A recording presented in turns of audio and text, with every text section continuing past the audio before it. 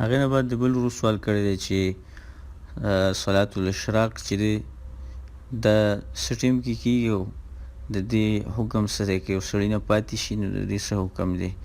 الجواب هغه دا دی چې صلات الاشراق چې کله نور راوخیږي او نور راوخیږي نو دغه وخت کې د سهار د لمونځ نه وروسته په دغه وخت کې صلات الاشراق چې دی دا مشروع دی.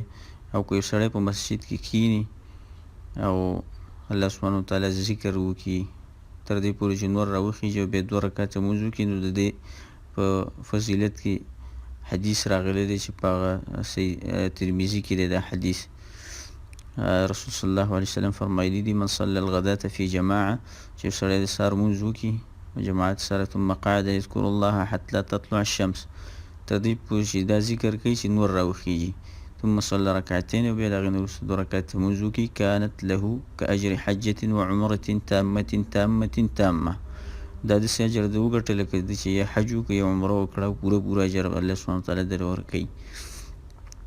او دا حدیث د انس بن مالک رضی الله عنه په روایت باندې نقل شوی دی. په دې حدیث صحت کې بعض علماو کلام کړی دی، بعضو ضعیف کړی دی، محدثینو بعضو حسن کړی دی. او شیخ البانی رحمه الله دا حدیث حسن کړی دی په صحیح سنن ترمذي کې.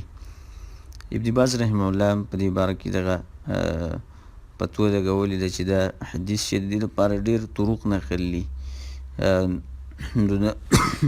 دا طرق چې راجمع کړي نو دا حدیث دا حسن لغیره ګرځي او دغه مونځ چې دی دغه هغه وایي چې دا مستحب دی که سړی دغه مونځ وکړي.